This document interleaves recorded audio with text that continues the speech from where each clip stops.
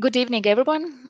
My name is Elena Pinto, and on behalf of SCLV, I'm extending a very warm welcome to our guest speakers and to the participants who are joining us for this live online event, as well as watching it from all across the world.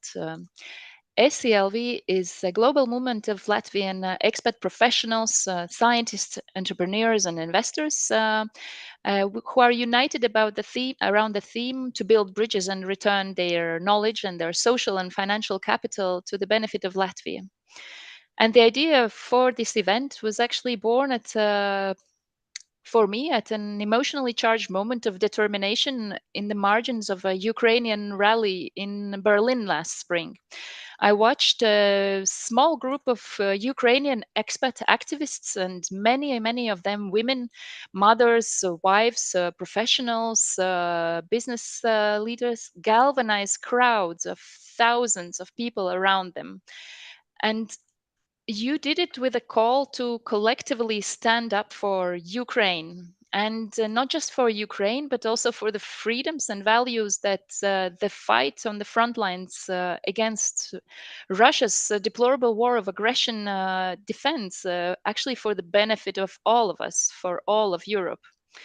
And in the months following, I witnessed the impressive level of mobilization, coordination, and resilience that was displayed by Ukrainian expat groups and cultural associations abroad in support of the freedom fight back in Ukraine and in support of the people displaced by the war.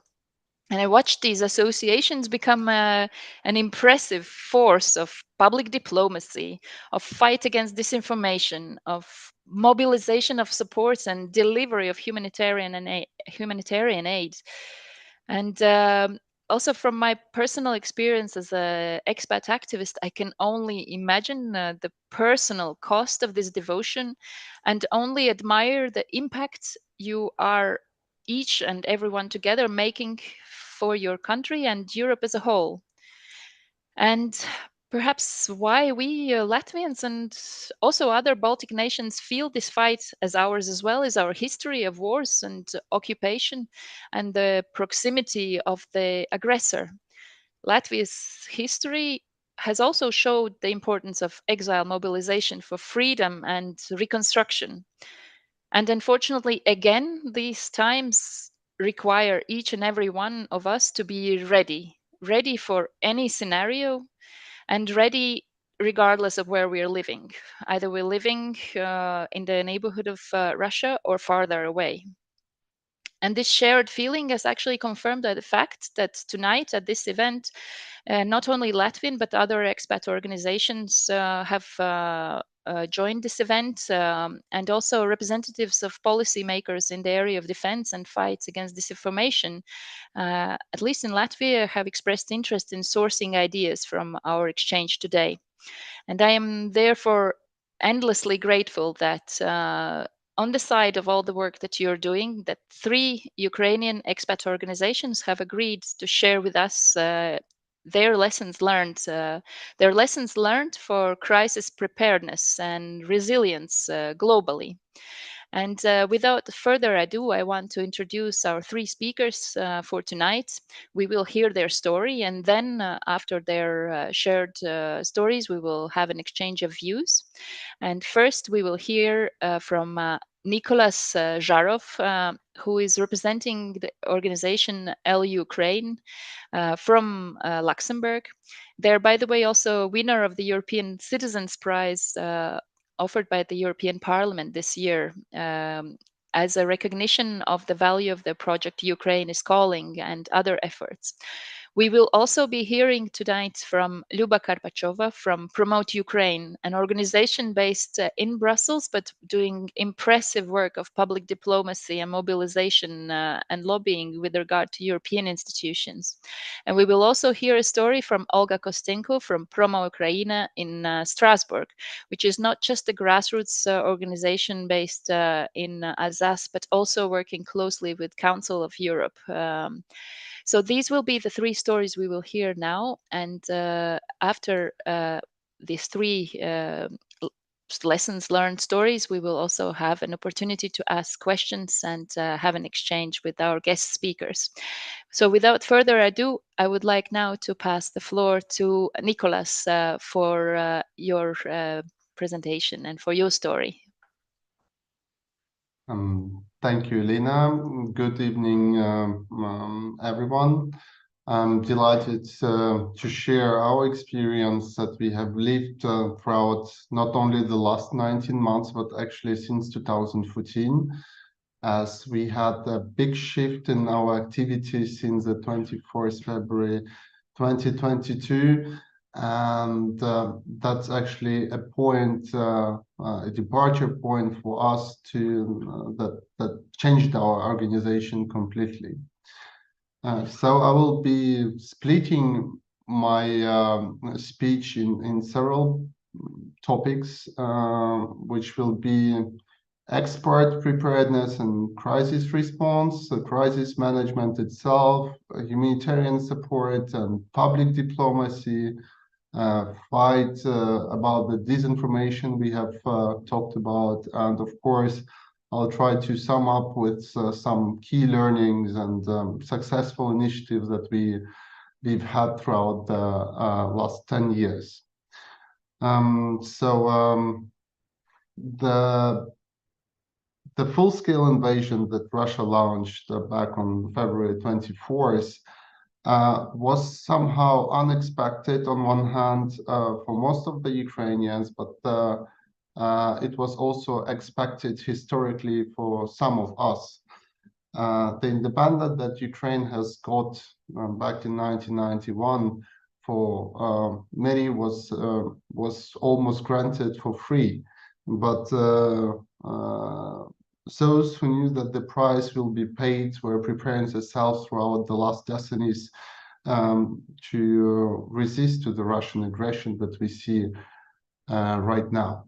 So our journey as an organization filled with challenges and victories provides definitely valuable lessons on actually expert preparedness for the crisis response and support of Ukraine or any other country which may suffer from the similar aggression. I'll start with our preparedness and the crisis response. As already told, that the association was created back in 2014 when the annexation of the illegal annexation of Crimea happened and the de facto Russian invasion in the eastern Ukraine started. So back in 2014, we started to mobilize all the community that was represented here in Luxembourg, and definitely we have seen that before 2014 there was no Ukrainian pure diaspora. There was a post-Soviet community that shared same vision, same history, and for us it was a departure point where we understood that we have definitely to identify with ourselves as Ukrainians and start acting. Our first action were really small and we're concentrating mostly on sending the life-saving equipment and medical devices that could stop bleeding. So we had the first action called Stop the Bleed, where we fundraise for Selex and other causes that could help saving lives just with simple things. And then the activities shifted a lot because the war was a bit frozen since 2016. That's why we have concentrated our efforts mostly on children and the orphanages that were left a bit apart. So that's one of the points where we put an accent. So children is our future, and now that our future is in danger. That's why not only the activities that were led back in 2014 till 2022, but also the activities we do now partly concern the children too. So understanding that Russia would not cease its aggression after the annexation of Crimea and the aggression in the eastern part of Ukraine. We focused on building a strong and united community and a network of friends of Ukraine in Luxembourg and beyond. We were preparing ourselves for something bigger. And of course, as Ukraine didn't have such resonance throughout the European Union, and the response to the annexation of Crimea was quite poor, we were not as lucky and as hurt as we have been since February 24th, 2022. So this network has became invaluable in making us resilient and what we are in face of the current crisis. Talking about the crisis and crisis management, so I would like to say that when it became clear that the full-scale invasion was imminent, we directly swung into action. The first demonstration that we organized was directly on 24th of February in the central square of Luxembourg, Place Clairefontaine, in front of the Minister of the Ministers of Luxembourg. And I think that all the authorization were given shortly before our demand, but just a week before the full-scale invasion, we've been already in contact with media and press to talk about the problem, but the problem that we found could grow into a bigger aggression, which eventually happened. So if we do recall the events of recognition of Donetsk and Luhansk, so-called self-proclaimed republics, and the document that President Putin signed that was saying that those regions were needed of protection, meant already that the full-scale invasion was going to happen. So that's why we started preparing ourselves just days before the full-scale invasion, and it was quite successful because we could mobilize not only people but also the volunteers in order to send the needed humanitarian help, but also to send cars with volunteers on the border in order to get the refugees out of the border, as it was definitely another crisis that we had to manage in a really short time. So this contacts with the press, with the demonstration, with spreading the message before the 24th, altogether combined with advocacy work that we had before in Luxembourg has helped us to create this awareness among European politicians and Luxembourgish politicians, and to ensure that Ukraine interests are heard and considered.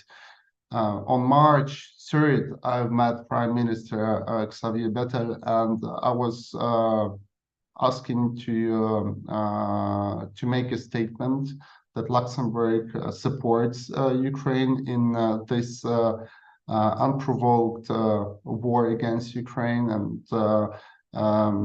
Mr. Prime Minister assured me of his total support of Ukraine. So that was a starting point for us. We felt the support of the politicians, and that was one of the major problems. If you do recall, the first 3-4 months, all the countries were sending some humanitarian stuff and helmets and bulletproof vests, but nothing more. And the Ukrainian army was left on its own. So nobody expected that we would last as long as we had. But we have proven to the Europe that we are resilient, not only in Ukraine, but also outside Ukraine. And this was really a good start. So the work with politicians is very important because they do form the public opinion among their citizens. Talking about the crisis management, so once, as I already said, that most of the work was into organizing the people around, not only for demonstration but preparing the volunteers. And in the first weeks, I think we had more than 1,000 volunteers that were doing different jobs, and being able to control all these people, actually not being able to control each of this 1,000 was a big challenge for us. That's why we understood that we needed coordinators. So we had coordinators of coordinators, and I think every evening, we spent at least 3-4 hours on the video calls to coordinate our actions between the people we have never met, we have never known before. But it allowed us to decentralize the activities from on one hand, and on the other hand, it could allow us to scale the activities, the primary activities that were needed. So deliver the humanitarian aid, deliver the needed things to Ukraine, and get people from the borders in order to avoid humanitarian crisis on the borders themselves. So that was quite a challenge. But what we understood that at some point of time, we had to change the coordinators because they were getting burnouts every 3-4 days. And cadence of those burnouts showed us that you cannot just put the people who are willing to help, but you have to find mentally and physically resistant people who can outstand the pressure that were created upon them. So that's a small lesson learned in the really in the beginning. So mental stability is very important when the big crisis arrives. Talking about the humanitarian support and public diplomacy, we could find the partners, especially the hospitals in Luxembourg, who helped us a lot with infrastructure and spreading the message.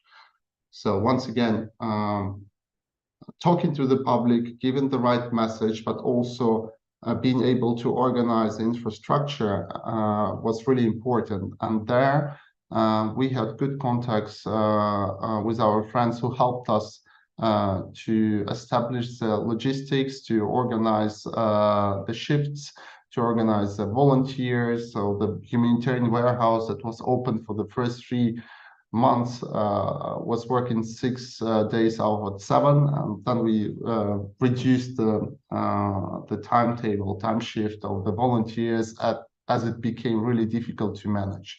Overall, until now, we have sent more than 2,000 tons of humanitarian aid to Ukraine. This represents actually a truck full of humanitarian aid every 2 weeks. Until now, of course, now we feel the humanitarian aid being reduced as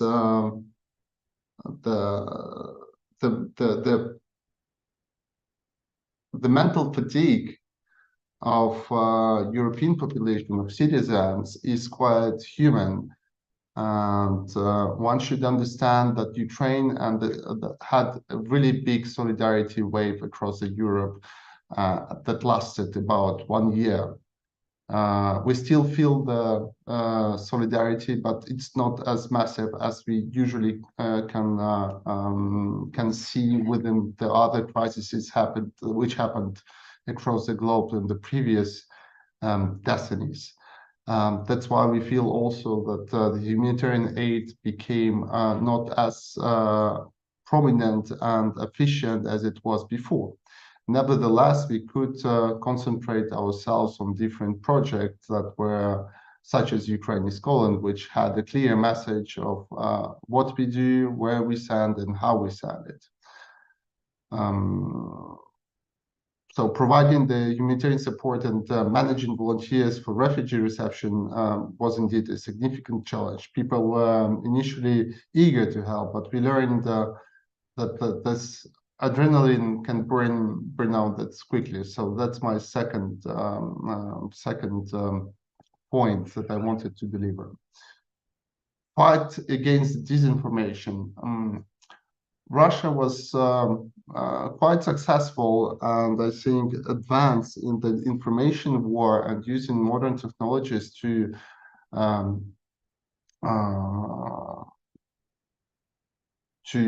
influence the public opinion across the globe. We have seen it throughout from 2014 until 2022 with different European politicians visiting Crimea, doing the statements, having the news from Russian side circulated across European media, but it was changed since 24th February 2022.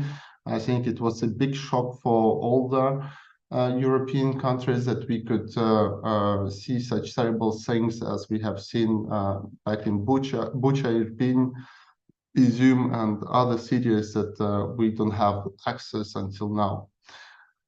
So the media across the Europe really changed the angle of vision, and it helped us a lot to fight the disinformation.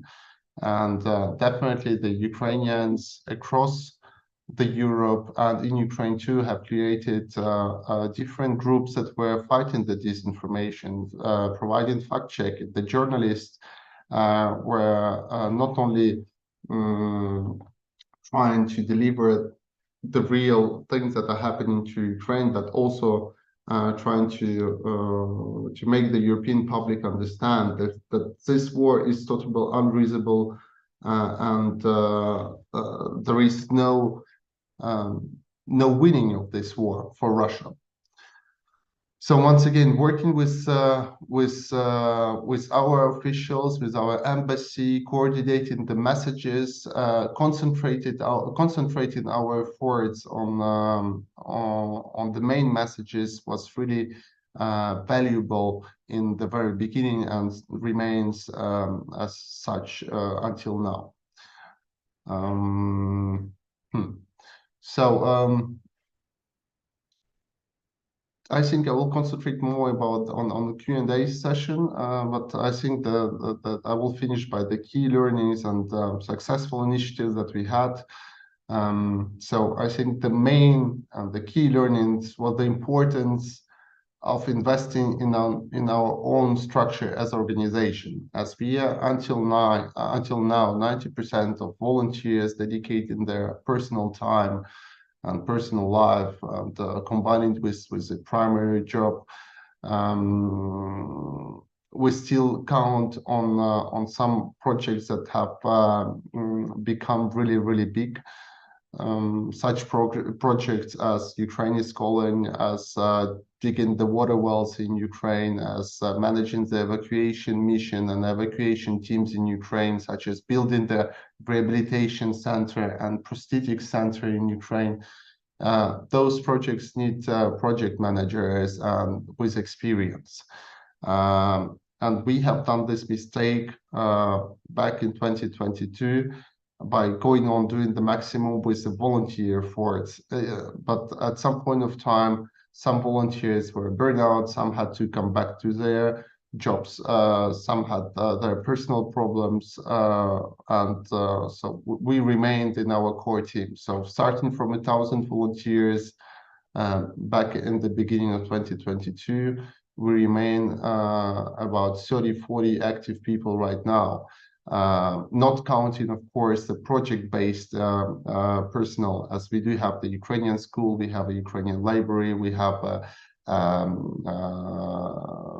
different teams that are working in psychological assistance.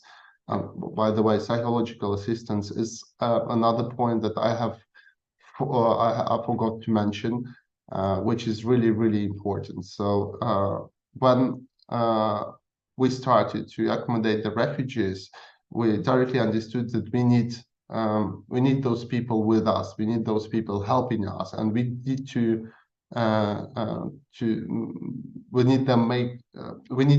make them forget what they have seen in Ukraine and to be able to come back to a normal life. That's why I think in April we started the psychological assistance for free to everyone who needed it, including volunteers.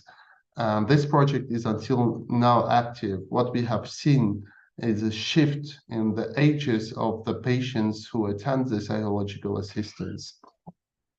So before it was more adults, now it's more teenagers, adults and children. Now it's more teenagers as they have some integration problems that are related not to the post traumatic syndrome, but also to their age. Let's say it like this. The volunteers themselves and the people who are taking care of different initiatives, they do need psychological support. That's why we did organize internal sessions for our volunteers and for our employers to define the scope of our activity, to refine our vision, and also to learn to work together, to collaborate together in a more professional way. So that's something which any organization needs from time to time. So the mediators that can actually glue the team and make them stronger. So I put emphasize on psychological side of our activities. And to conclude, I was starting to talk about the volunteers and the need to restructureize ourselves. And that's a mistake we have done in 2022 by just continuing doing maximum, pushing maximum out of us everywhere on each level, whether it will be advocacy, cultural diplomacy, humanitarian support, refugee support. So we try to do everything we can to use every opportunity we could use, and that burned out a lot of people.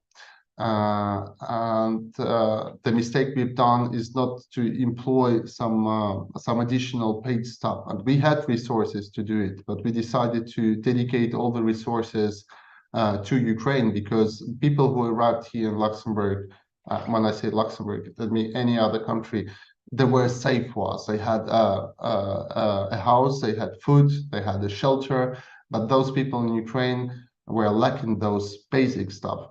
That's why our priorities were not to spend effectively every penny we get, and to do as many projects and deliver as much humanitarian aid we could to Ukraine.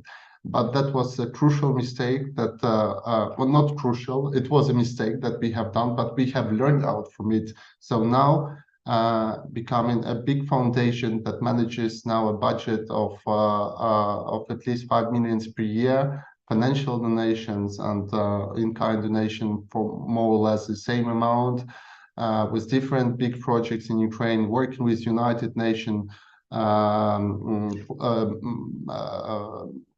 health cluster in Dnipro and other serious organizations across Europe. We understood that some part of the job should be done by professionals. That's why I do recommend to concentrate on the effectiveness of people who are going to work, who are going to stay within your organization in the future, because at some point of time, the volunteer force, they just become, let's say, not not as effective as you would count on the paid staff and professional workers inside your organization that know how to do the best, how to how to find this point of optimization for the organizations that is experiencing an exponential growth. So that's my big advice. Think about building a structure of your organization that will hold to any crisis that can arrive. And of course, don't forget to be agile, because agility in crises sometimes it's something that that helps a lot. So once again, thank you for your attention, and I'll be happy to answer all your questions. Thank you very much, Nicholas, for this insightful but also very, very frank account of the incredible transformation your organization had to undergo over this past years, growing into actually an impressive machinery of doing good and supporting Ukraine and engaging at all levels, including with the UN. We have noted down already many points that will help us also come up with policy proposals to our Latvian government counterparts. But at this stage, I would like to put a semicolon here and pass the floor to our next speaker. So we have the honor to have here with us the board member of Promote Ukraine, Lyuba Karpachova. And Promote Ukraine is actually a media, civil society, and advocacy organization. And I remember it from also before the full-scale war, when it was already working to promote the European future of Ukraine. And actually, the work that you have done over the past couple of years has been equally impressive and merited also the European Citizens Prize in 2022. So I'm really looking forward to hearing about your experience, also engaging at the EU level, and also about your work also relating to media, because of course controlling information and sharing accurate information is part of the war nowadays. Information space is one of the areas where any organization has to be able to navigate. But without further ado, so the floor is yours, Luba. Looking forward to hearing your lessons learned. Thank you very much. And first of all, I want to thank the previous speaker, because he pretty much covered a lot of points that I believe any Ukrainian focused organization is facing nowadays. And in fact, for that matter, I will tell a bit more about our Promote Ukraine organization, but I immediately want to mention that one of our core activities is advocacy, as you have mentioned. And in November, we're going to hold already a second advocacy forum for the non-government organizations, for the non-profit organizations across Europe, to who are either work for Ukraine or focusing on certain matters to support Ukraine, whether it's in a current support or rebuilding in the future support. Because we noticed that a lot of issues that we're facing, they're all the same across Europe, and that's how we can collaborate, get the learnings together, and even create a certain platform to work together and deliver the better, of course, results, and hopefully, first of all, win the war sooner, and then together, and then join EU as a full-fledged member of the European Union. So as you have already mentioned, Promote Ukraine was originally established in 2014, and it is very unfortunate that Marta wasn't able to join today. She would have told you a lot more information, but she was, still is, but the driving force of the organization since the beginning of the first war in Ukraine in 2014. At that time, and that was one of our challenges for the 8 years right before the war, we were really struggling with finding volunteers. People were coming and going and advocating for the rights of Ukraine, to ask for the support for Ukraine, and to really deliver the message that it's actually Russia that is being that is being on the offensive. It was very difficult from our side, and that's why our main focus was indeed on the media and advocacy platform, informing European politicians, informing Europe in general about what is going on actually in Ukraine. When 2022, the full-scale invasion happened, of course, the full year, as already Nicholas mentioned, we were lucky, in the quotes, of course, but that the whole attention was on Ukraine. So it was very easy to deliver the message. It was very easy to organize certain advocacy meetings. We had more than 100 advocacy meetings with EU and Belgian institutions, including permanent representations of different countries in the EU, including the Belgian Federal Parliament, multiple MEPs, even the Royal Theatre and the Royal family also were in certain meetings. So those were very different advocacy meetings to talk about what Ukraine is needing. Back in February and March, we were already asking for certain weapons, of course, as a civil society organization, but that's something that were asked at the government level only a bit later. So we are sure that the civil society can also, if not, of course, we're not the government, we cannot help with that, but we can deliver the message as well. And it amplifies the government message because the public, that's what they also want. From the media relations, again, multiple different press releases in the New York Times, in the Sydney Herald, in the Belgian RTBF or Le Soir, for example. Politico published different press releases on our behalf, and we even had op-eds in Euroactiv and EU Observer. So this is all that is helping us to drive that advocacy part. And we believe from the civil society, we amplify the messages, right? So that is something that where the government can push strongly, the civil society can support and show that people who voted for that government, or maybe did not vote for that government, but they have sometimes the same opinion, and that it's true that Ukraine is needing that. On the other hand, we also, a very huge advocacy part is through the demonstrations. So yes, it's an instrument of the advocacy, but we're proud also ourselves on holding more than 100 demonstrations just in the last year. Several of them were between 5,000 and 10,000 people joining us on the streets of Brussels in support of Ukraine. We had 3 months of weekly boycotts in front of the Lukoil gas stations. We're still having, it's almost 6 months now, and it's going to continue at least until the end of the year. We have a weekly demonstration in front of the Russian representation of the Russia to the EU. We are holding this manifestation every Monday at 8:45 at the corner of Arloa metro station. If anybody is in Brussels, we're always welcoming new people to join us. So that's the advocacy part. And that's what was very difficult to do before 2022 and became a lot easier for a certain moment because of all the attention on Ukraine. But at the same time, of course, the attention brought the number of volunteers. And we grew from the organization of 5 people to more than 100 volunteers within the organization. And with that, we had 2 large directions also opened. One is the humanitarian aid support to Ukraine, and the second is the refugee support.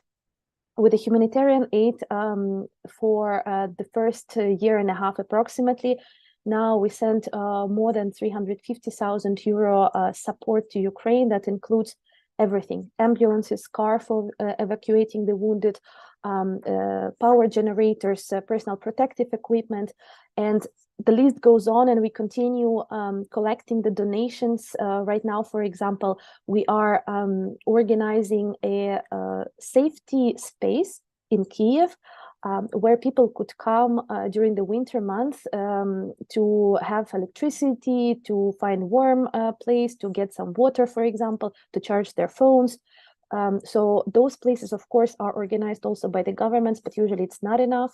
So we're currently collecting donations for that. And just last Friday, the European Parliament supported us significantly. And through the final of their European Parliament Football Cup, we were chosen as a charity organization for that. So at the EU level, we're definitely collaborating very closely. And I would like to also thank the European Parliament using this opportunity, because they were the ones who offered us a location in the heart of Brussels, in the center of Brussels and at the center of Europe at the Place Luxembourg. It's called Ukrainian Hub. We received the key at that on the very first few days since the beginning of the full-scale invasion. And that hub really became now a hub for different Ukrainian civil society organizations who have different events there, who hold exhibitions, public speaking, different conferences even, and they bring attention again to Ukraine in the center of Europe. For the refugees part, I will also mention, because in Belgium specifically, we have 75,000 refugees who came to Belgium from Ukraine. And in fact, what happened is that, of course, a large number of volunteers, initial volunteers who joined Promote Ukraine in 2022 were people who were already based here, whether they were Ukrainian expats or they had some connections to Ukraine. A lot of foreigners, for example, had family connections to Ukraine or business connections to Ukraine. So they were all willing to help. Now, if you calculate through our whole number of volunteers, I would say approximately 50%, if not more, of volunteers, they are actually refugees themselves. So they moved from Ukraine to an unknown country. They didn't have any support here, but the strong will to help still continues, and a lot of people are here. In our direction, we opened a cultural space for them where the same we were offering mainly the support, psychological support, art and dance therapy, different language classes because people needed to integrate and adjust. This center is still open in Brussels, but we see now, of course, there is a different focus. So now people are looking for the integration. And with that, I wanted to focus on the 3 key points that I wanted to highlight specifically as to the challenges. I would say one of the key challenges that we had as an organization, and it's also a learning for us, right? It's the financial support. As an NGO, we cannot sustain ourselves. We're non-commercial. The donations that we're receiving, of course, we won't fully bring to Ukraine because that's what we believe will bring will help Ukraine to win. So it's, you know, like they say, yes, you can always take 10% for the administration, but it's very difficult, you know, that's the donation that will help maybe save somebody's life. So it's very difficult to do that. And for that, we're trying to find the different grants, different funding, but that's where the problem lies, right? Sometimes grant, in order to get a grant, you need to apply in March to maybe get it in January of the next year. And the sustainability of that, it's actually a problem.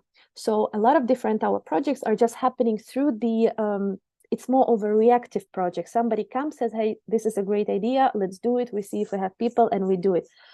But to really sustainably implement the projects, we need a core team.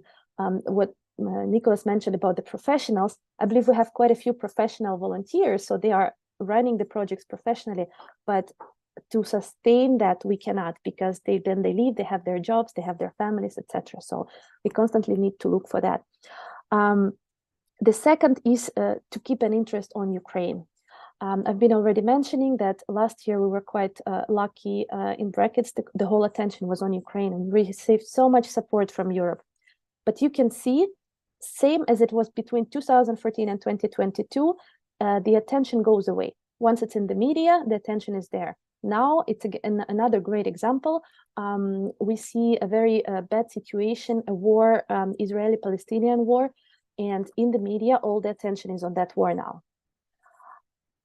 It's very recent, so I'm not saying that the help for Ukraine decreased, but at least the attention already decreasing.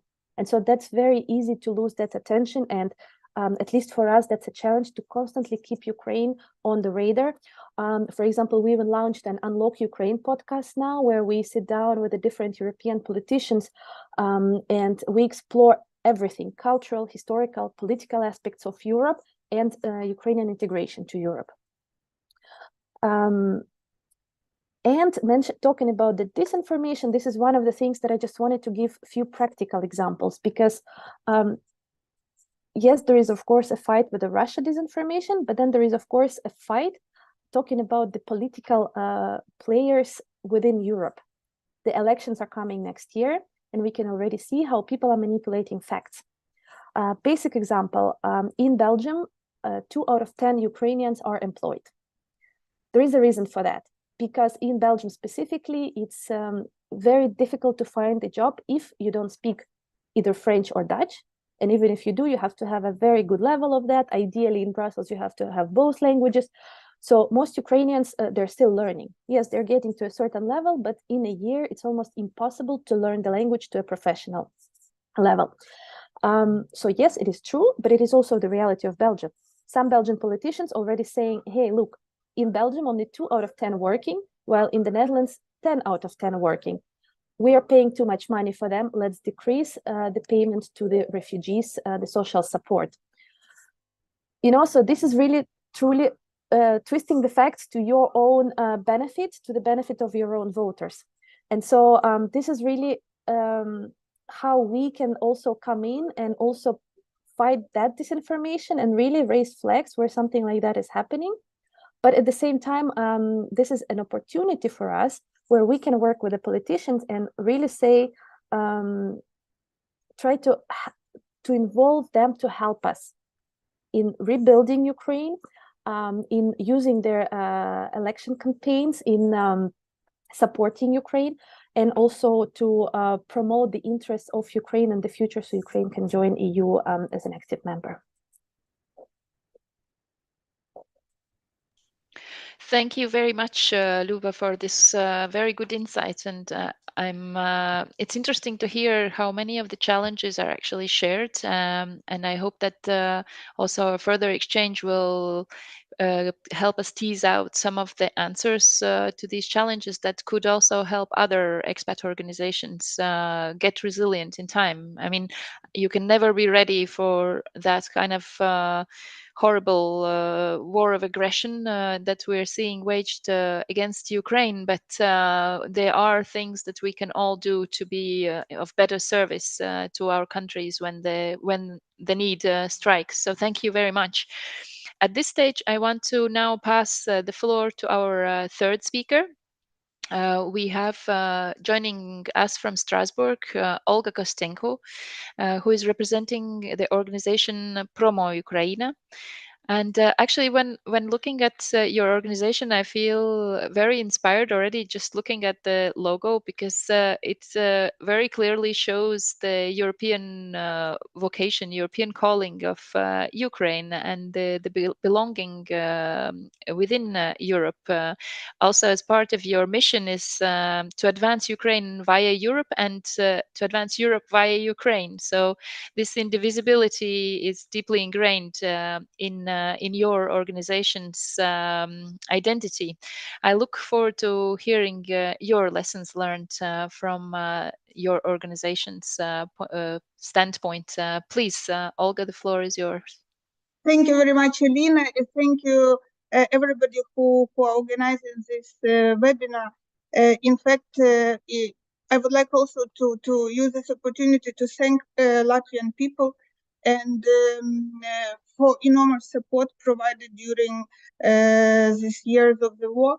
Maybe not everybody knows that Latvia, in fact, is one of the first 3 countries in Europe who, in the percentage of the aid to the GDP of the nation.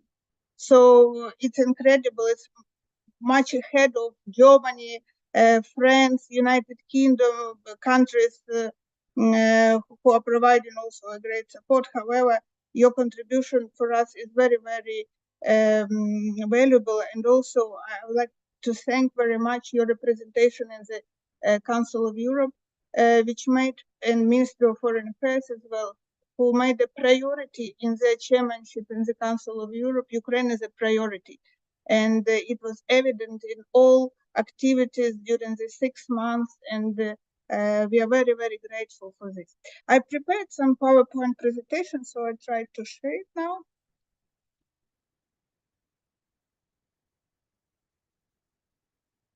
Okay, I think it works.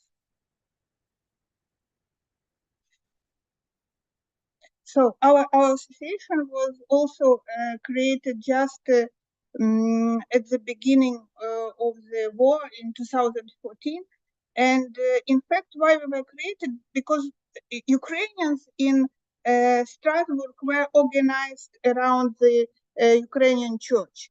I think it's a common thing for a lot of countries where Ukrainians are coming together to the church, because there you can speak your native language.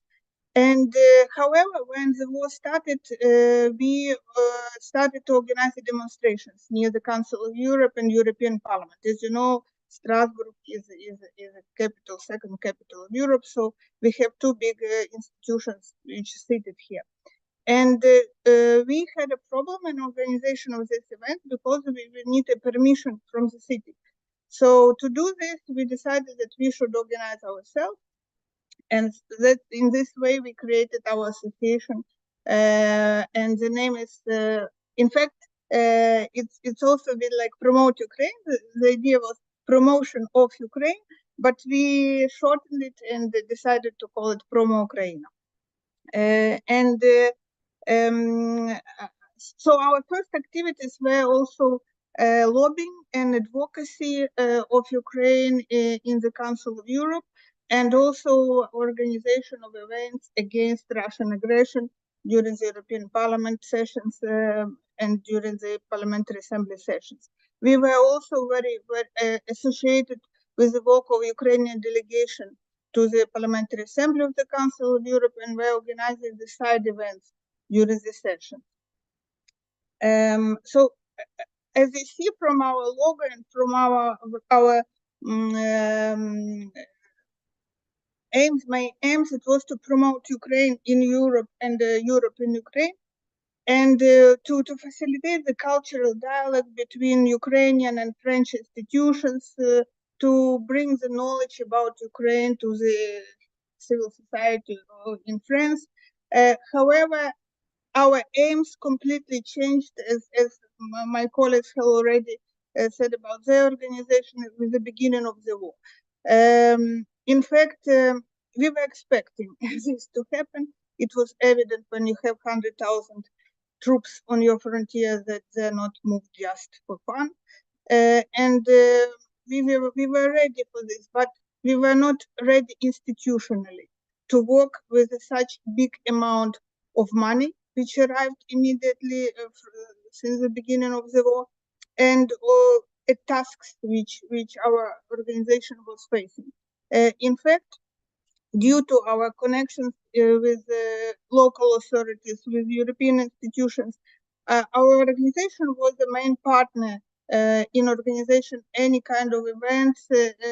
And for example, the first big demonstration in Strasbourg was organized on the 25th of February on the initiative of Promo Ukraine.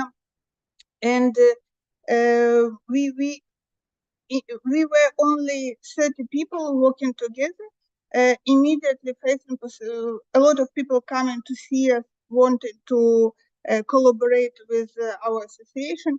And at this stage, when you're feeling like solidarity with everybody, you're facing enormous challenges, private challenges, common challenges. You don't think about who are these people, why they come to see you. So we were inviting everybody to join the association. It was a first mistake, because you can't really bring people in the organization without knowing them, without having some experience in work together.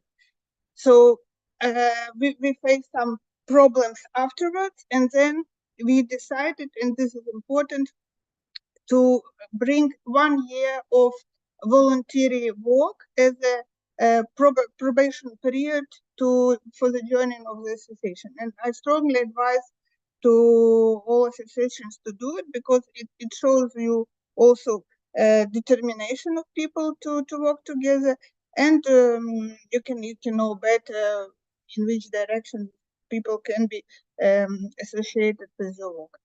So our main activities became humanitarian aid, and in fact, the first day, the night of the 24th, people spontaneously came together to Ukrainian church and started to bring different things to send them to Ukraine.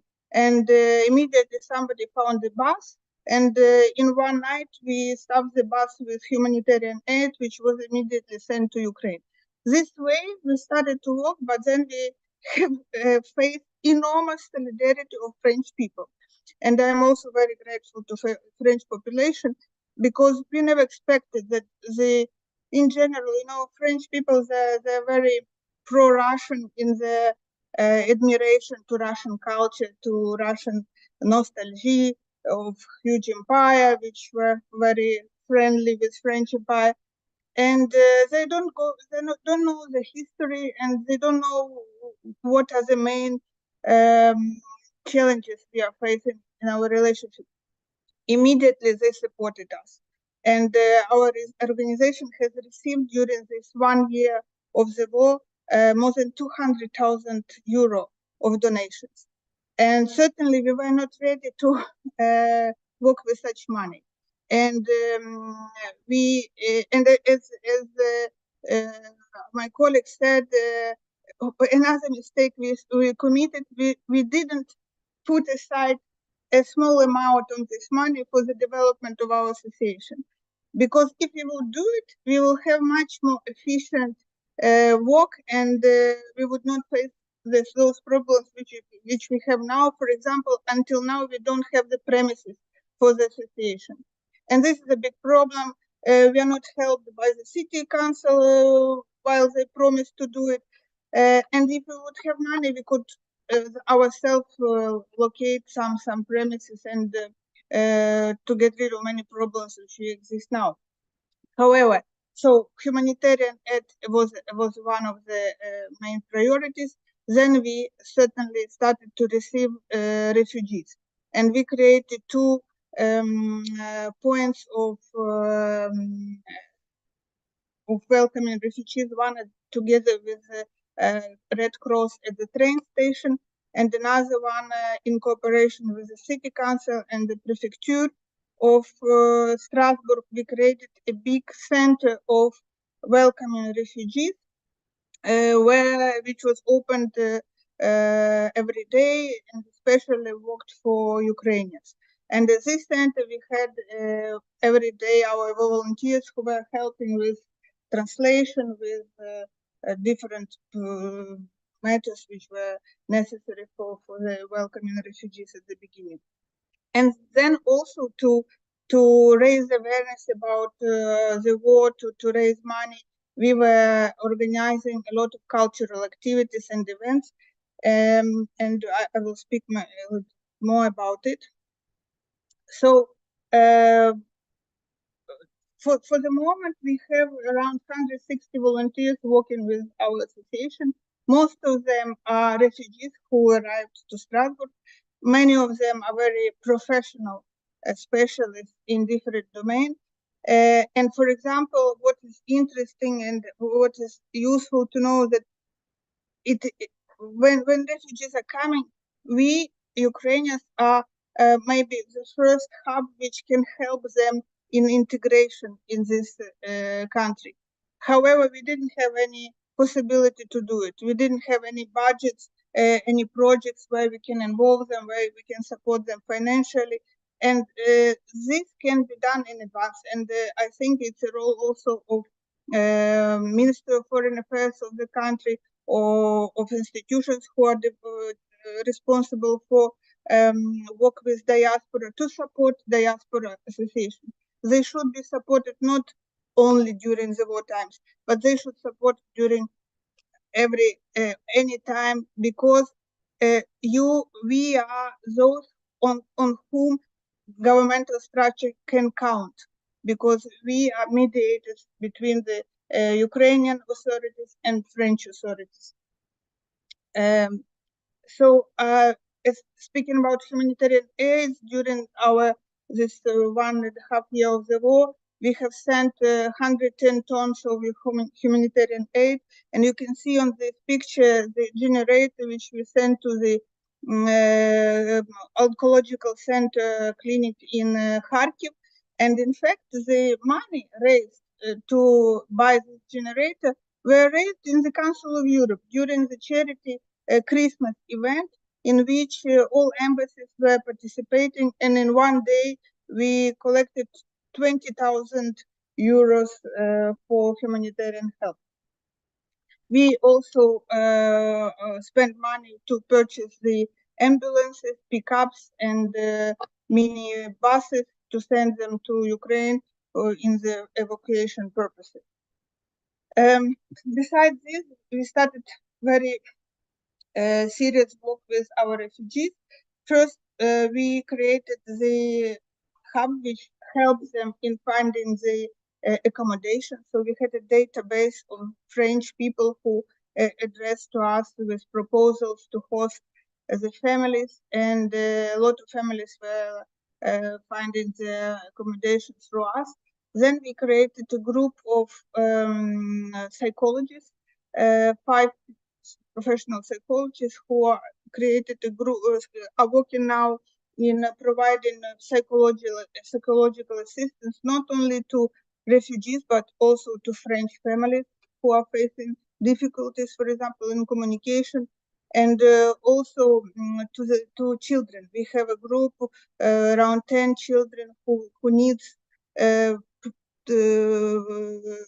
all like persistent assistance of psychologists, and they have special groups like drawing lessons, social activities, which help them in their life. During this year, our psychological team provided more than 1,500 hours of psychological counseling, and due to their work was recognized by local authorities, and we get support of 30,000 euro to support them during this year. So I spoke about the art therapy. A group was created with help of French organization Urban Sketches.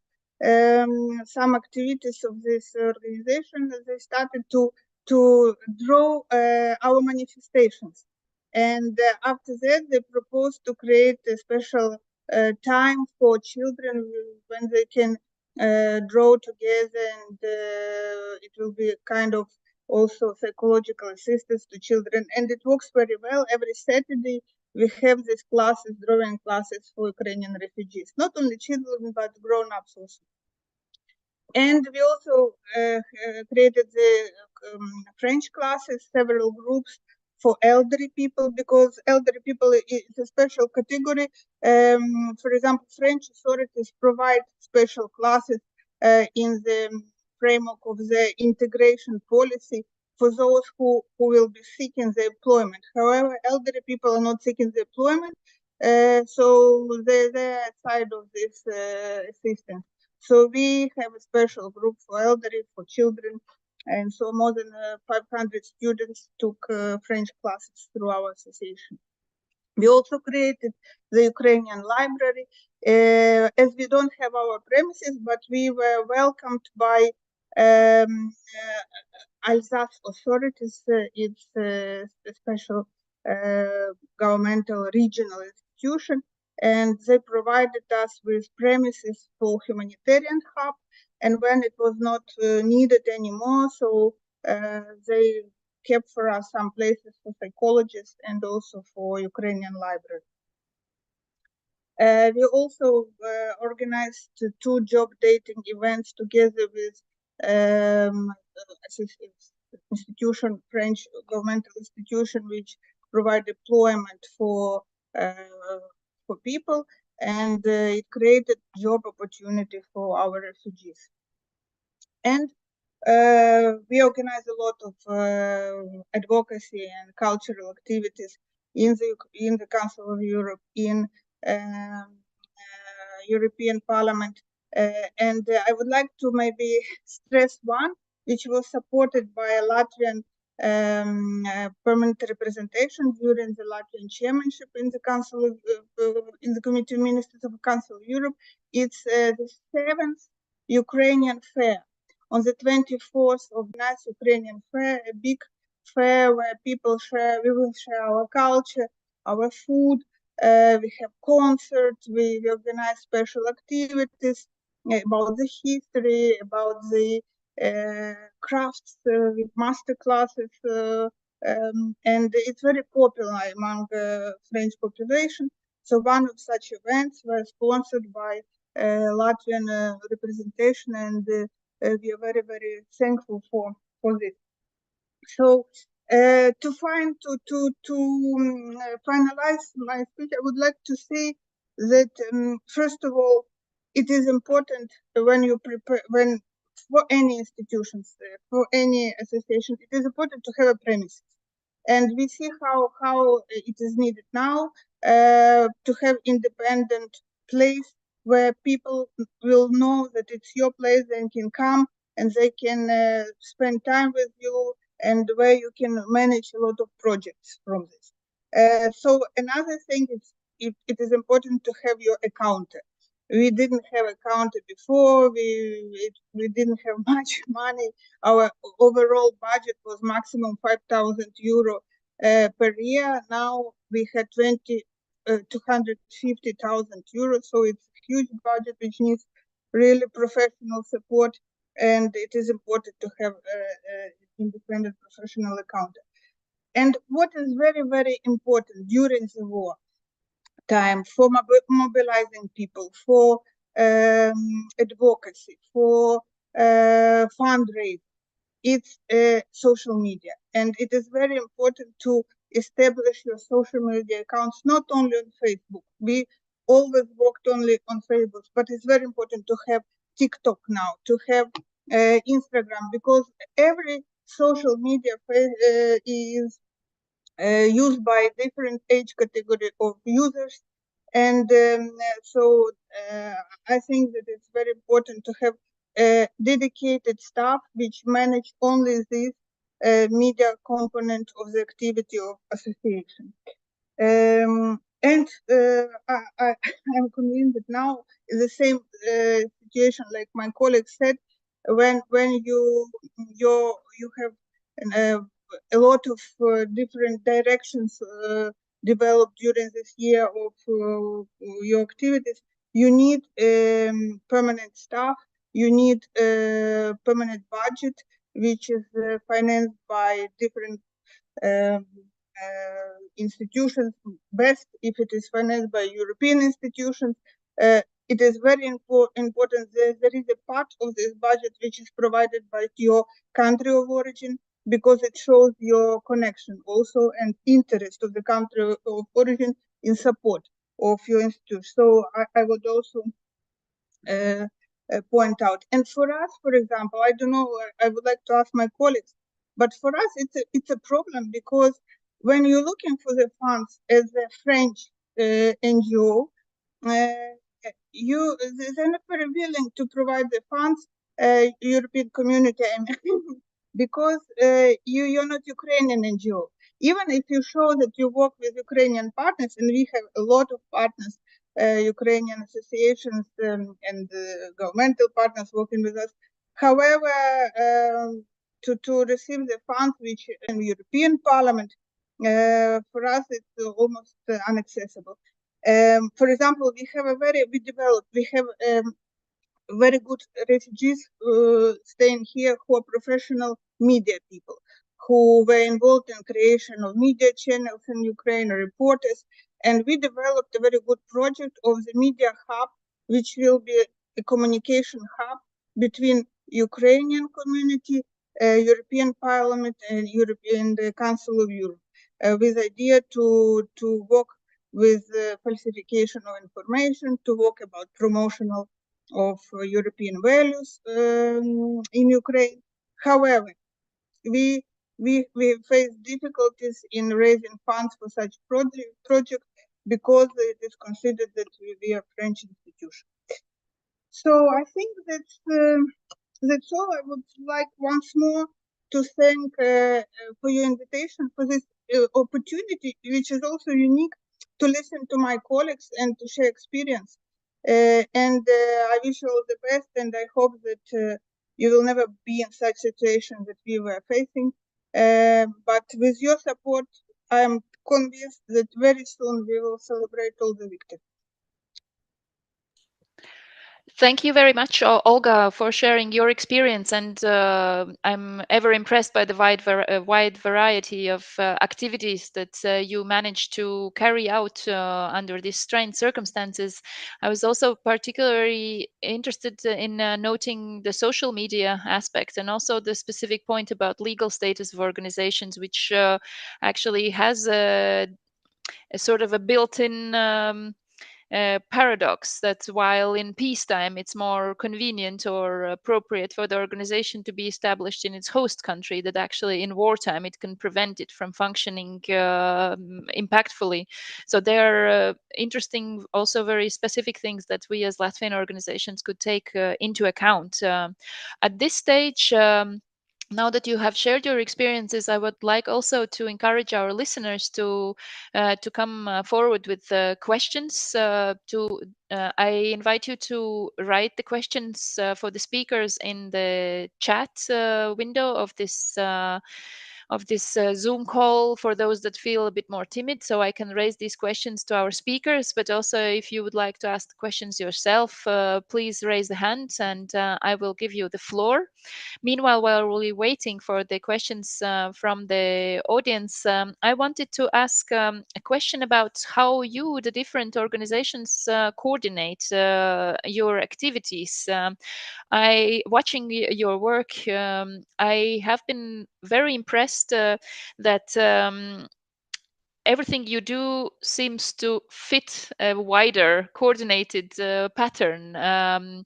So in terms of messaging, the different Ukrainian expat organizations were passing the same message, same strong message, it seemed at least. And it was not a static message that could have been a briefing sent out to everyone at a particular point in time, but these messages evolved in light of the situation evolving. Also, when delivering aids, I mean, there seems to be a certain complementarity also. So my question is whether you have been coordinating across Europe or even more widely. Have you been coordinating with the authorities in Kiev so that the support that each of you brings would not overcrowd the scene, but rather be complementary and as a sort of a united force and impact? If you wish, I can start. In France, we have the WhatsApp chat between different Ukrainian associations, and so we are coordinating and exchanging our experience every day on different topics. We have a separate chat of cinema week, separate chat for coordination of cultural activities. However, we don't have coordination with Ukraine. There is, in fact, maybe problematic situation now, but this aspect of cooperation with diaspora is absent for the moment. But we have coordination, for example, with the Office of Commissioner of Ukrainian Human Rights, who came to Strasbourg and who was interested in development cooperation with diaspora associations. And we work very, very closely with the parliamentary delegation to the Parliamentary Assembly of the Council of Europe. And during each session, we organize joint events. So we know the agenda, they know the other, and we are coordinating our work. At the European level, for the moment, there is no coordination of activities of associations. Maybe promote Ukraine will do it during the advocacy forum. I know that we will be present, and we are very grateful for this initiative. But I think it is very needed. It is very needed, and this is what should be done in the nearest future. And I think it can be easily done by ourselves. We just need to bring together all associations to create a forum for the exchange. Thank you. And perhaps, if that's okay, I will just add a little bit because from Belgian side, for example, there is certain coordination available. By certain, what I'm saying is, for example, there's a lot of humanitarian aid also being sent by the embassy of Ukraine, and it's the embassy both for Belgium and the Luxembourg. And to my knowledge, I know several organizations, whenever they receive certain type of humanitarian aid, they just send it there to that organization and they ship it centrally. However, as you know, also in Ukraine, there are a lot of risks and concern about the corruption. And so, of course, the priority when you try to collect those donations and put so much effort into collecting it, you really want it to be delivered to where it's really, really needed. And that's why you mainly try to collaborate either with the people you personally know in Ukraine, whether they serve in the Ukrainian army, or you have some at the government level, for example. And because of that, I see that a lot of different organizations, at least in Belgium, but from what I'm seeing as well, indeed, it's across Europe in general, they try to topically help. So whether it's through the personal connections or through previous project connections, where they really know that this help will get to a specific military support, or to a specific city, or to a specific orphanage, for example, or a hospital, because then you know that it goes directly to people in need. And it's a bit difficult to coordinate because, of course, not every hospital needs 55 ambulances, right? So that's where the difference is.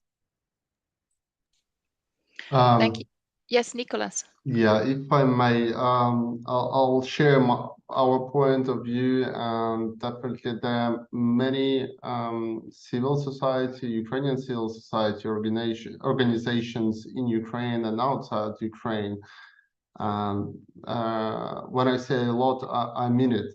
It's impossible to reunite everyone. And of course, we as Ukrainians know the proverb, which literally says that for 2 Ukrainians, 3 hetmans. So that's a small Ukrainian issue that we like to take initiative in our hands, and sometimes it disturbs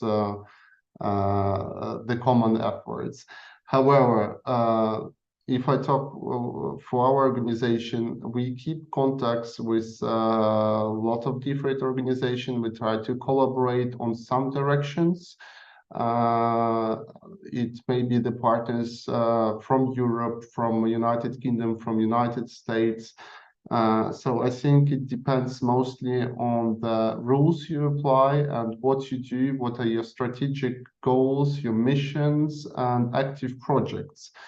I cannot say that we do have the synchronization in terms of delivered message, as we all have the experience since 2014 what exactly should be done, and we just try to achieve this result.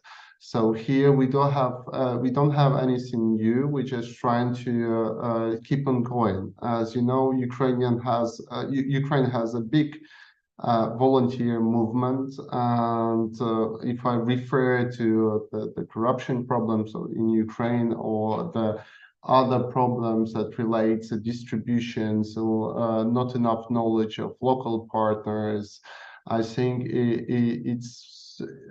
it's technical problems, because being a part of United Nations health cluster, we do receive the needs across the Ukraine, across the south and the east regions where we are active as organization, but definitely we have a complete oversight, and those tools offered by the international organizations and OCHA, for example, are very useful. And of course, we have established as organization the contacts with our partner organizations, which are in international assistance headquarters for Ukrainians, which reunites more than 150 member associations, and we have weekly calls, bi-weekly calls, where we discuss the problems. For instance, one of these problems is about the new law that is about to enter to become active in Ukraine from the 1st of September 2023, which will regulate the humanitarian sphere and humanitarian donations.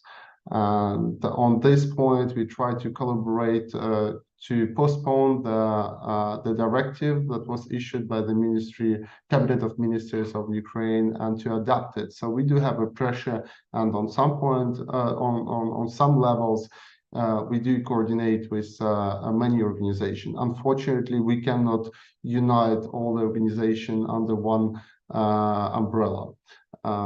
this, I think, is one part where the Ukrainian government is doing not their job, not at the best level. I think that unfortunately, the recognition of the volunteers, the force who do still supply and help the army on a high level, and not only the army, was not totally recognized by the Ukrainian government, and that is a big mistake, which should be corrected. And we urge this every time we have meetings with different officials in Ukraine, well, when we travel there. So, for instance, we have announced this problematic back in August, where we have been with the visit to the Ministry of Foreign Affairs and to the Cabinet of Ministers to Ukraine. Definitely, we have to divide the organization by their size and their activities, and of course try to coordinate those organizations in a different manner, because you just cannot combine everything. Thank you. The next question is about skills and training. Hearing you reflect on the type of people needed for crisis reaction. I mean, you mentioned already a few skills profiles like project management, logistics, also mentors and psychological support staff, financial managers. So some of these skills, of course, diaspora organizations are already training during peacetime. So organizing larger scale events, managing projects day to day. But in order for those skills to be already deeply ingrained and practiced, do you think that there's some special training that could be particularly useful for expat organizations, for civil society organizations to be better prepared for crisis reaction?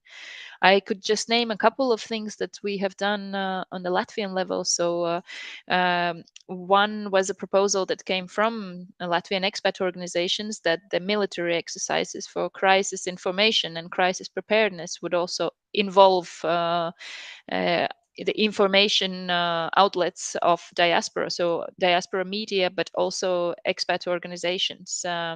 So there has been one exercise that involved diaspora organizations already, and some others are planned.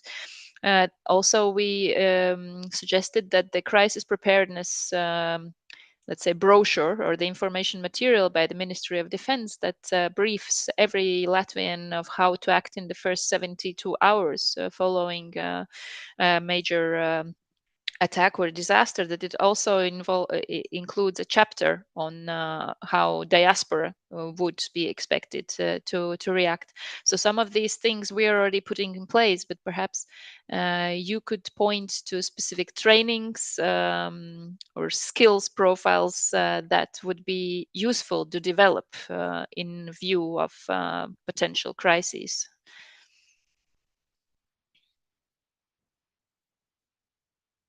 Yes, Nicholas. I'll start. So as you already mentioned, the different positions that are required to run an organization, whether it's a profit or non-profit organization, we have to treat it as a structure, business structure, and we have to find the ways to do the stress tests. The stress test is actually the simulation of a conflict, of a crisis, of something which is unforeseen in the daily life. Our organization have plans to elaborate a special course for other organizations on different points: how to fundraise, how to communicate, how to draft projects, and of course how to be able to stress-proof yourself. This is something which is quite interesting and should be developed in more in details. And unfortunately, we haven't found any active initiatives that that do so this kind of projects. But yeah, once again, as soon as it will be available, we'll be happy to share the stress tests that we have developed.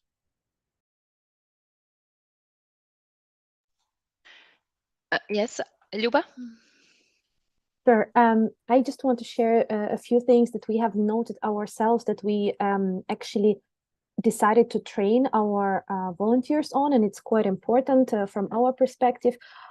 First of all, is public speaking. Whenever the crisis happened, of course, we're constantly being approached here to ask for the interviews, and not only everybody is able to do that. Some of our leads that take really important positions within the organizations and who actually can communicate about, for example, the disinformation or the opinion about Russian propaganda, they're not trained well on the public speaking, and we cannot deliver the proper messages.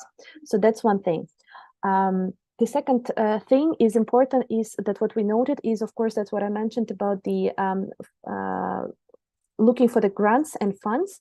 And so that is a very, very big lack of knowledge that people usually do not have. So in order to sustain ourselves, there are professionals in writing grants, for example, especially at the European level.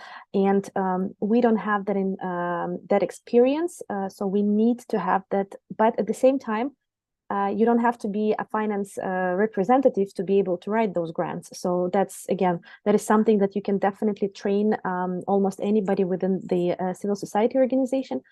And then the last, you also mentioned the crisis management, but what we faced is a bit different type of crisis management. So it's whenever something happens already during the on social media, for example. And I'll just give a small example. We have had a meeting with one of the quite famous Ukrainian politician who is very controversial. We had an indoor meeting for that, and it was actually as a support. That was a meeting with the member of European Parliament, so we were just there to organize that meeting. But we received a lot of negative comments from everybody, from the civil society. We've been asked from other organizations in order to please explain yourself. So we, being, like as a civil society organization, but we were asked as a politician to explain ourselves why we had that meeting. And to be honest, we weren't also prepared for something like that. So the negativity on social media, something that happened, we really had to get a separate meeting. And we said, hey, next time we actually need to look for those training for skills on how to do this type of crisis management. Yeah. Thank you. And Nicholas, you had some additional comments. Yes, exactly. So thank you for the comment, Luba. And I think you just got the point of it. So we talk a lot about the sustainability.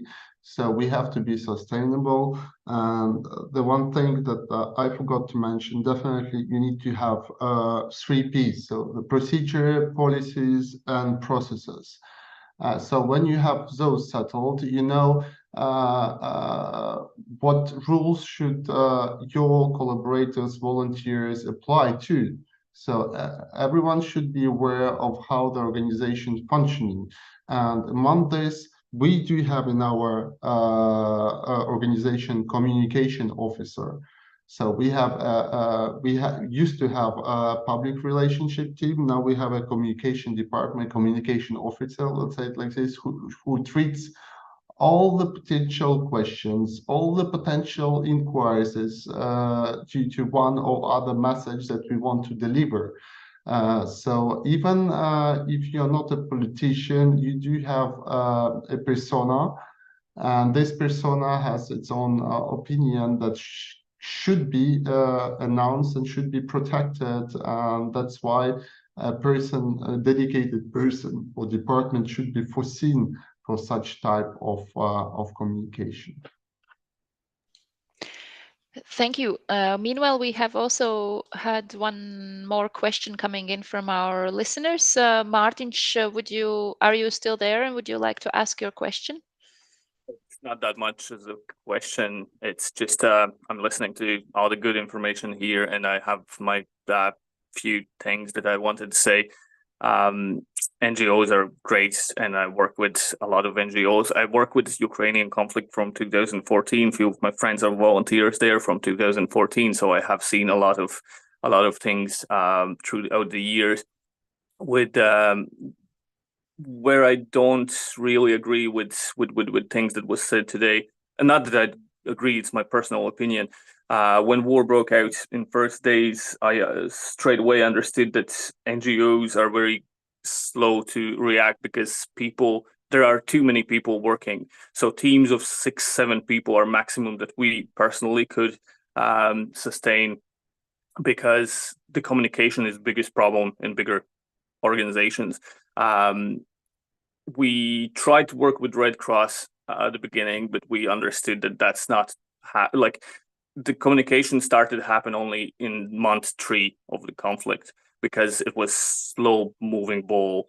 So yeah, with NGOs, I think teams of small amounts of people need to be put on tasks, specific tasks, basically, because we got few hundred bulletproof vests in second or third day of conflict. If we would wait for, I'm living in Ireland, if we would wait on crisis center in Ireland, that would take us weeks and weeks until we got the vests. Because we were a team of 5 people, it was there in 3 days. So yeah, communication in big teams are challenging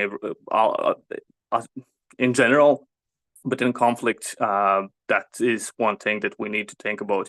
Small teams that know what they are doing and how they will get those things done.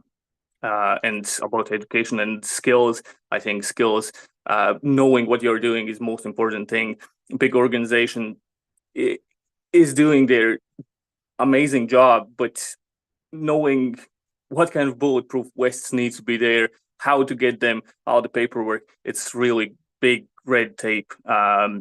So it's moving too slow for initial few first days. So education on military things needs to happen. Education on medical things specific for conflict. Like we educated local NGOs on what kind of tourniquets need to be sent, because there was boxes and boxes of medical grade tourniquets that didn't work in a conflict situation.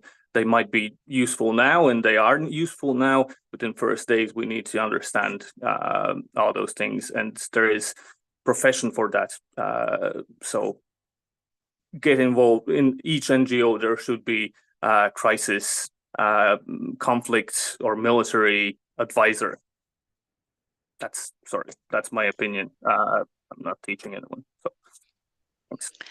Yeah, thanks, Martin. Martin is a very active member of Latvian diaspora in Ireland, and having also been personally involved in delivering support to Ukraine, as we heard. I think this was an interesting point about the need of having actually crisis advisors in organizations. But this also probably comes back to the theme that I noted throughout your interventions, that I mean, as civil society organizations facing war, you have been in a sort of impossible split situation, where on the one hand you need to deliver impactfully immediately with a sense of incredible urgency, but at the same time also sustain the work and to stay steady for the long haul. And whereas very focused SWAT teams, humanitarian SWAT teams, or so, or like could be efficient in terms of speed, there's also the challenge of maintaining and sustaining the effort over a longer period of time, when actually strong, resilient organizations that are able to have people incoming and taking over from other colleagues that are getting burned out is extremely important as well. So I would see that these things are mutually complementary. But as the time is ticking. I wanted to come to the close of today's exchange, but give you, the three speakers, one last opportunity to say in perhaps 2 or 3 words what would be one specific wish or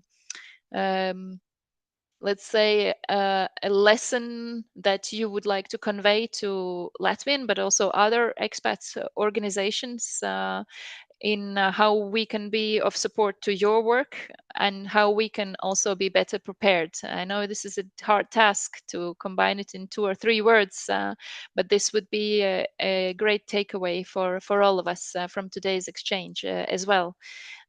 Nicholas, please, what would be your wish? My wish is to remain united and stay in solidarity with not only with Ukraine, but within the democratic values that we all share. I think that's the main issue, a main message I would like to deliver tonight. That despite all the smaller problems we might have or disagreements, we still have to be united. Uh, uh, United in our task to resist the potential threat that are coming from the eastern neighbor. And that's one thing, and we have to be adaptive as organizations too. We have seen that Europe has lived for decennies with having peace as a granted thing. Newer generation forgot what was the price that was paid for this peace to experience it. That's why we have to always remind the newer generation about the historical lessons and be adaptive to the bureaucracy that we do have experienced now in the European Union and all across the globe. So yeah, unity, adaptivity, and history. So my 3 words to conclude. Thank you very much, Olga. Thank you. 3 words: European Diaspora Forum.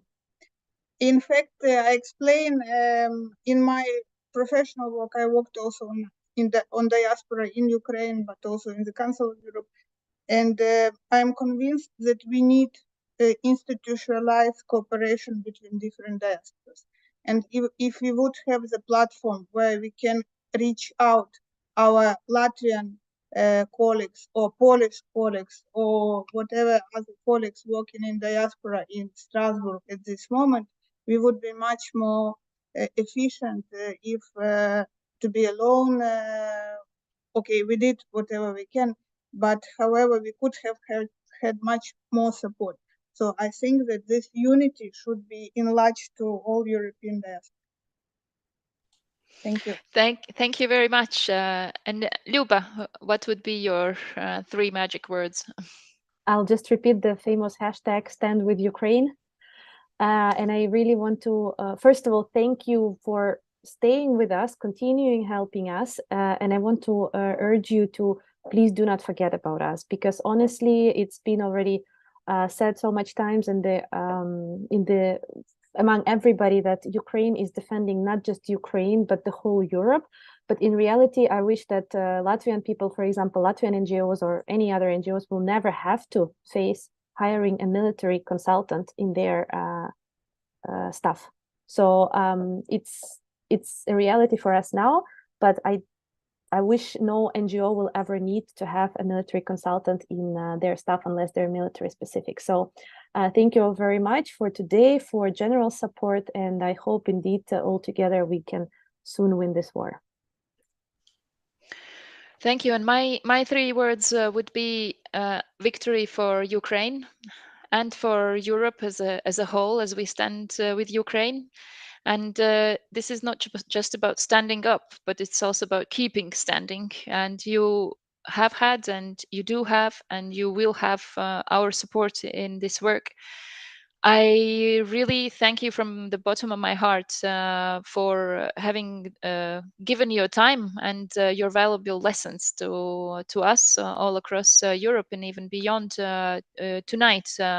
And I wish that you stay strong, that you stay also happy. And as individuals, because we need you, we need each one of you. Ukraine needs you and Europe needs you, and we will need you for a long time to come, because when Ukraine wins the war, and it will happen soon, I believe in that, Ukraine will still need you and all of us for its reconstruction and for becoming a full member of European family. So we'll be sharing this path with you, and thanks once again for our three guest speakers. Thanks also to all our listeners tonight. And thank you also to the Latvian Foundation for Society Integration for helping us financially to make this event happen. So have a good evening, everybody, and Slava Ukraini.